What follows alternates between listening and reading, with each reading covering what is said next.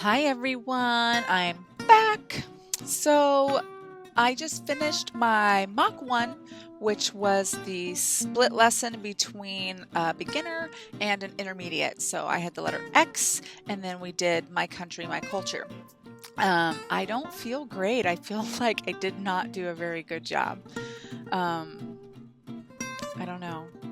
I was timing wise, pacing, I was right on with the beginner lesson. For the intermediate lesson, I ended up not finishing the last slide. So I feel like the intermediate lesson was definitely ended up being more of a struggle than I thought I was going to have with it. I wrote out cards with like the target questions that I was, trying to make sure I got in. And then I even went to, and just writing them down sometimes helps or whatever, but I had them kind of split between each slide. But apparently in my feedback, I did a little more talking than I should have. I should have had the student doing a little more of the talking with actually defining what country meant or defining what flag. Well, I think I did flag. So yeah, but them capital, like them actually telling me what they thought the definition was versus me telling them the wordy definition. So I'm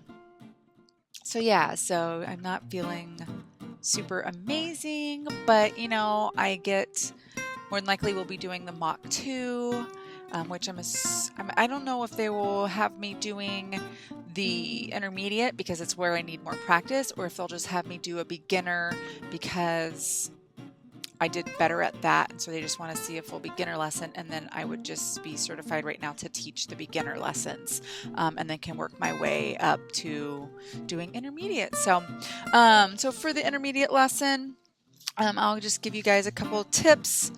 So I had cards, which I just found a new set of cards. I got them dollar spot at Target. Target looks like they're gearing up for back to school already. They had a whole section in their dollar spot with numbers, math, like adding, subtracting, colors, animals, all that kind of good stuff. I also used magnetic letters for one of the slides, which worked out really well. This is a pink zebra little doodad wool thing that you're supposed to drip oils on. I just use it for decoration in my son's room.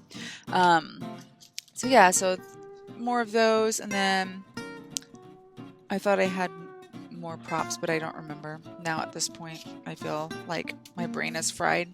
I did get to bed early. My goal was 9. I got in bed at 10. See, I had a microphone I stole from the kids and I was going to use and didn't. And I think I don't know. I got caught up in my nerves, although I was prayed beforehand and was trying to just remain calm and do it and stuff. And I don't know what I did. It was hard for me.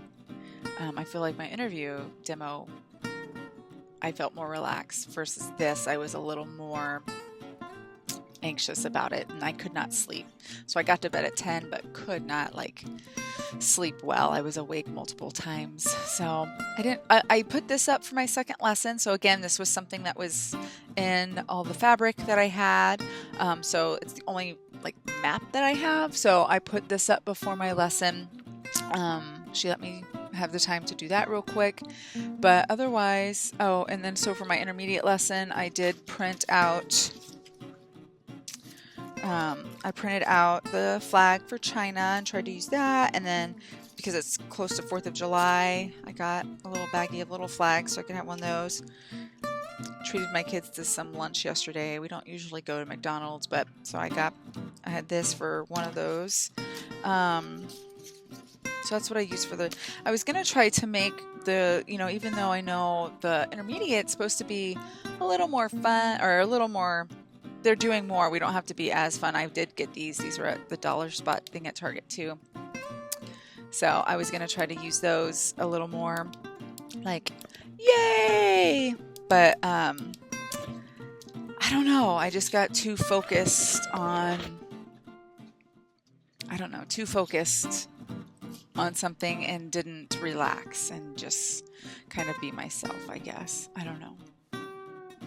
We'll see. Hopefully I'll receive an email soon, and hopefully I'm offered the opportunity to do Mock 2, and with Mock 2 can go into it maybe a little more confident now that I've done a little more, and the practice will be good.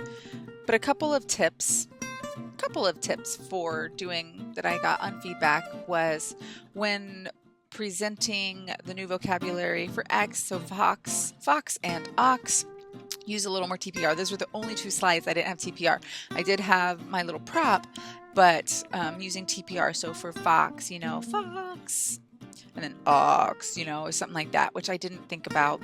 I was trying to figure out, like, I barely had this for fox, and I had nothing for ox, so that was good feedback. The older students, you know, if you want them to repeat the specific definition, use that chat box, which I didn't do. She gave me some good techniques for using on some of the other slides. Not that what I did wasn't good. She just presented some other ways to do it to help. So that was nice to have some additional ways, because that's what I would like to see, is just some different ways to do some of the slides. So we'll see. We'll see what happens. And like I said, I will just keep you all posted. So goodbye. Hi guys. Okay, just a quick little announcement. So after recording my video after doing my mock and feeling really like not great about how I did, I really felt like I was gonna have to do a mock 2, which happens for a lot of people. I think it's actually pretty normal. But about 2 hours after, I got my email that said I'm hired. So I'm super excited. I'm super relieved. And I just finished submitting all of my contract information and paperwork and uploading pictures and my intro video. So that took a little bit of time and work too. But so I just wanted to share that little bit of information there.